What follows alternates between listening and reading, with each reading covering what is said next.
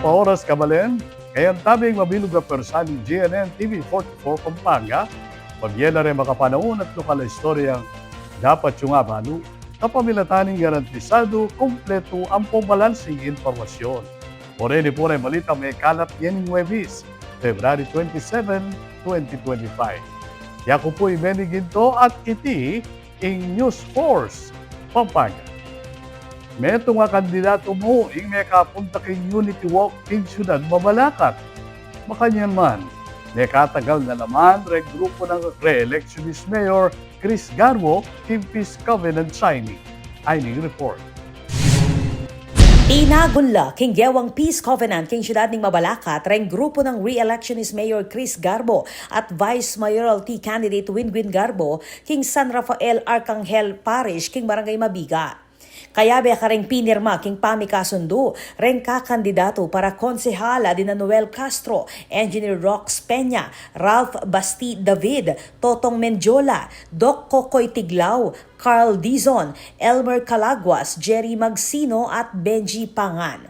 Present la naman deng independent councilor candidates adina Mel Yutok at Rowena de la Cruz. Agpangkang Mayor Garbo, mitagal king minunang programang Unity Walk ulining responsibilidad king City Hall. Sinobra ko karakalakasakay. Siyempre, I'm the incumbent mayor at kailangan ko mag-attend ko kaya very important eh. Anyway, what is important here, in my heart, ako naman, with my faith also, wala naman akong problema eh. Problema dito, always peaceful naman ang Mabalacat. Makanyan man, sinigurado ng suportado da ing kapagnasan para king payapang kampanya at eleksyon. Always naman eh. You know, it is not only dapat ang in-install mo rito, in-instill mo sa mga tao of who you are. Number one, yung mudslinging and also yung mga bad mga words na inilalabas mo and accusations and everything in public. That is a sign of who you are. If you are a good leader, you must lead in your ways and means and what you are doing. Ang importante rito, when you're campaigning, ano ba talagang may bibigay mong pag-asa, anong may bibigay mong makakabuti sa iyong siyudad. Yung lumalabas sa bibig mo, yung puro paninira, you know, it shows na you are just desperate on what you are doing. Para naman kang Winwin Garbo, ing karelang pamanagon, patunay yan ing karelang pamakisan metong para king masalese at patas sa alalan. For me po, because I'm not one to really immerse myself in negativity. So I try to focus more kung nano po itang platforms ko and whenever we speak in front of different people and in different barangays, that's what we really aim to do. To let the people know na kung bakit at kami Kenny, nanong parasan ni, and nanong programa na muli dito ilatag para ka rin. King gena pa na Unity Walk, Rowena de la Cruz mo, ing may kapakyabe, makanyan man. Kaya ako, siyempre, bilang kandidato, dapat maaga ako, gusto ko naman ipakita sa mga tao na sumusunod ako kung ano yung pinag-usapan natin. Yun po yung para sa akin, no? Makanyan man, binalaos ning Commission on Elections ing marcha papunta king Pisamban bilang parti ting karelang kampanya para king meto nga payapang eleksyon. We go on with the preparations for the elections kasi after this Peace Covenant naman, may mga iba pa tayong aasikasuhin. Actually, ang Peace Covenant naman is not just for the candidates. This is a call for everyone na makiisa sa amin para sa pagpopromote ng safe, peaceful and orderly election. So, whether nandyan sila or wala, they appear or not, we continue with this ceremony. Not just for the candidates, but for everyone in Mabalacat. Agpangkang Police Lieutenant Colonel Efren David, positibo ya na reng kandidato king syudad, makatutukla king pamanuki kareng regulasyon para king meto nga tahimik at masaleseng alalan.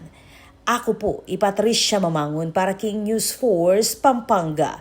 Balitang tutuking balen, susuyo. Kay ba't namo ning ana mabulan? Asahan lang mitalakad reng mumunang buildings para king First Midway Socialized Housing Project king Angeles. Ay ning balita ng Patricia Mamang.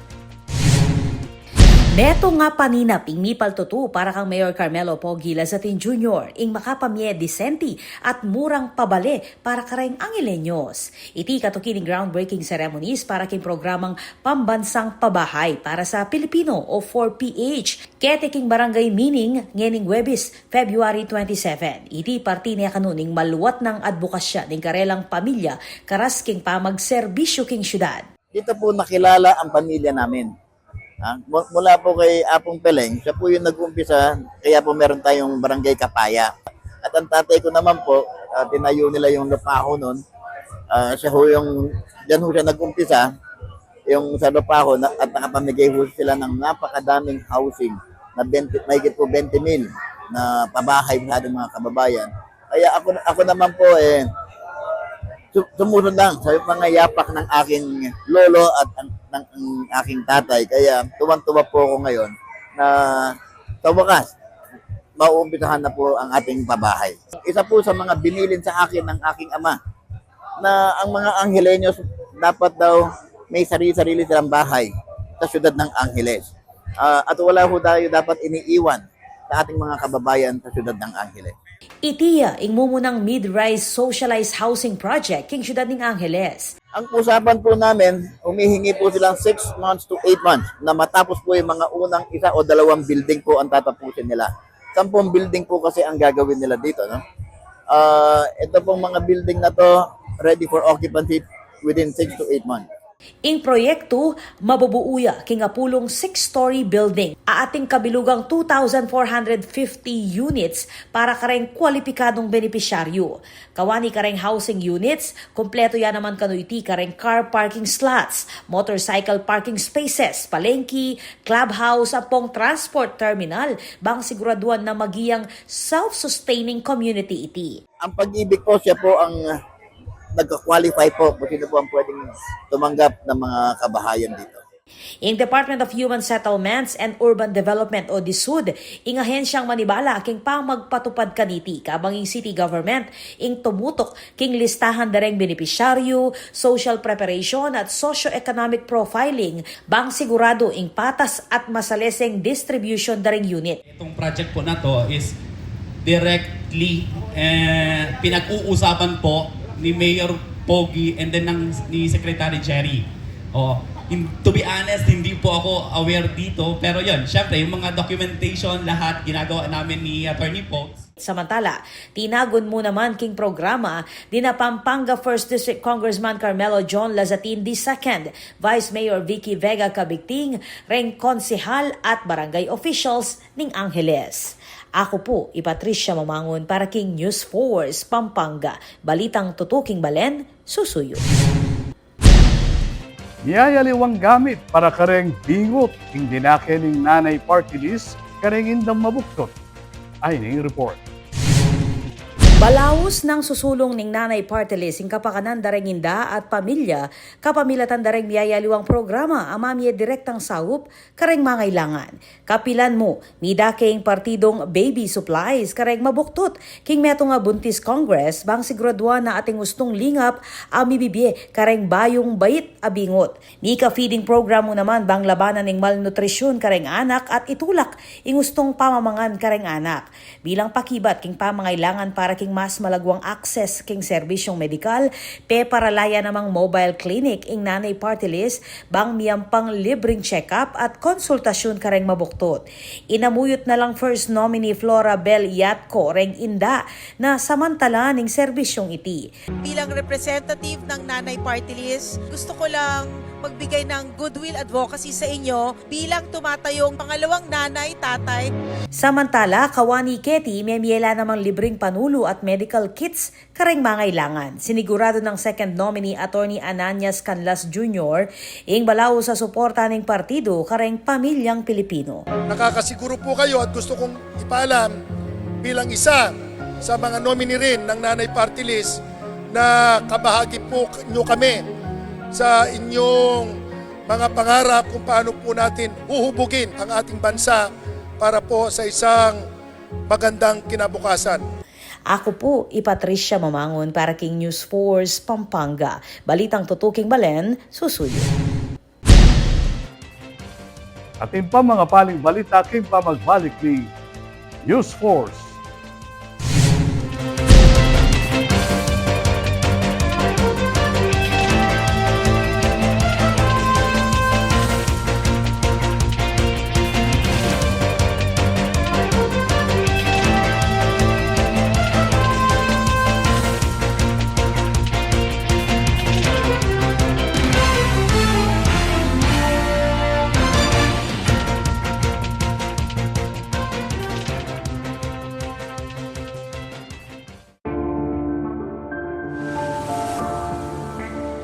Sabi nila, wala ka daw ginawa nung nakaupo ka sa Senado. Ano pinanindigan mo? Pinanindigan ni Senator Lito kaming mahihirap. Binigyan niya kami ng libreng tulong legal para umunlad. Gagawin ko ang lahat para magbayad sila. Kot! Ang sabi nila, artista ka lang. Ano bang magagawa ng isang action star? Marami nang nagawa si Senator Lito. At ang isa dito ay yung pag-aksyon niya para sa kapakanan naming mga manggagawa. Ang sabi nila, hindi ka daw nakapagtapos sa pag-aaral. Paano mo kami matutulungan? Hindi nga siya nakapagtapos, pero ginawa niya ang lahat para kami ay makagraduate na! Ilan lang yan sa maraming nagawa ni Senator Lito Lapid. Dumanas ka man ng hirap. Lahat ng sabi-sabi sa'yo, inaksyonan mo. Kung ako'y nakaahon, kaya nyo rin. Kaya natin lahat lumaban at umunlad. Tatak Lingkod Lapid, Supremo ng Senado. Lito Lapid, number 35 sa Malota. Lito, Lito, Lito Lapid! Lito, Lito, Lito Lapid!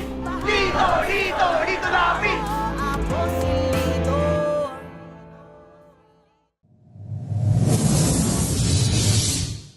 Panandamaning El Nino. Kung toro papali o mitatasing temperatura, daragul mo naman ing pamangailangan king kuryente. King daragula demand king kuryente asang kaning paning pamangamit kareng appliances kalupaning aircon, freezer at refrigerator. Asahan tamo naman na siguradong tuki ing kimot ning presyo ning kuryente amani batan king wholesale electricity spot market. Inya naman papaganakan ning Sfelapco kareng hanggang consumers ing paniguradong pamagbayo ning konsumo at presyo ning kuryente balang kilowatt hour. Manatiling makayantabe king kaya kaming Facebook page para kareng latest advisory. Beto nga paganaka, ibat king Sfelapco. Ako ay isang Anghelenyo. May determinasyon at dedikasyon sa bawat aksyon. Masipag, tapat, at handang maglingkod. Sa oras na dapat. Makatao at may paninindigan. Malikhain at may inisyatiba. May puso para sa masa, handang protektahan ang kapaligiran. Para sa kinabukasan. Ako ay isang Anghelenyo. Ako ay isang Anghelenyo. Ako ay isang Anghelenyo. Ako ay isang Anghelenyo. Ako ay isang Anghelenyo. Handa ako para sa lungsod. Buong pusong maglilingkod sa inyo.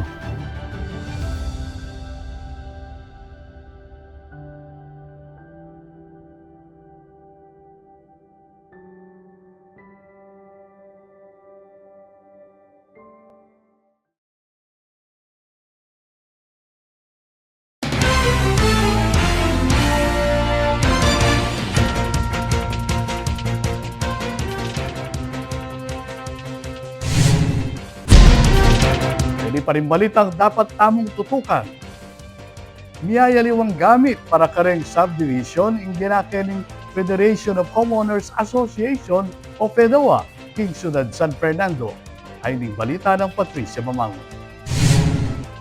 Hidakayeng Federation of Homeowners Association o FEDOA king siyudad na ning San Fernando king pamanimuna ng President Lito Mangune kareng miyayaliwang gamit kareng miyembrong Homeowners Association o HOA kareng subdivision. Agpangkang Mangune partiyati king karelang suporta kareng asosasyon bang apasan tinging karelang pasilidad at reng aktibidad kareng kanya-kanyang komunidad. Kabilang kareng apamyereng heavy duty ladders, sound system ating amplifiers, speakers, 10 microphones. Atin mo namang solar street lights, plastic chairs, 10 lamesa. Reng pemyeng gamit areti, ibatla king pondo ning Fedowa, akarelang atipun king gewang raffle for a cost inyang December 2024. Samantala, megsilbing bisita king programa i Mayor Vilma Kaluwag, ameni muna king oath-taking at induction ceremonies dareng bayong opisyal at Board of Directors dareng niyayaliwang Homeowners Association king syudad ning San Fernando.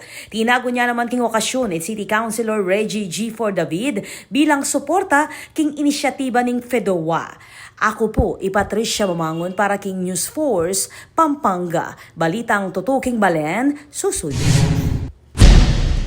Already pa po rin anunsyong hinigal.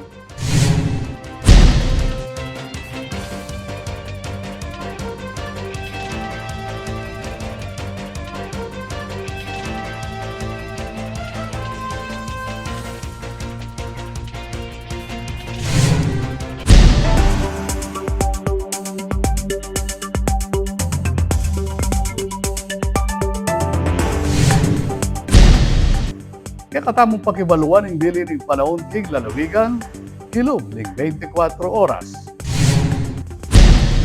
Balabalaos pamurin ing epekto ng northeast monsoon o ing marimlang hangin o amyam king Luzon.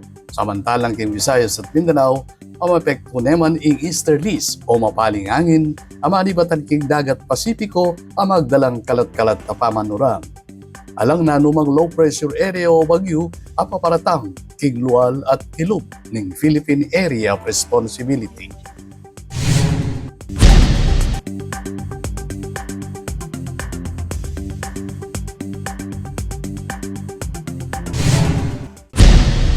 Kabalen, maging party ka king pamagbalita ketiking News Force Pampanga. Anumang kaganapan, isyo, reklamo king kayo lugal, padyari mong ikwento isumbong kapamilatan na rin numerong mayakit king kayong screen. Malyari mo namang mag-post king kaming Facebook account. Panalakaran ng News and Public Affairs Team ng GNN TV 44 Pampanga, ngatilan kayong mata sa kalidad ng lokal na pamagbalita bilang panatang serbisyo para sa Blanca Pampanga. I'll venue lang ining webis ng Nakalap Istorya ketiking probinsya. Yako po ibeniginto at ini ing News Force Pampanga. Balitang tutu, Kigbalen, susunod.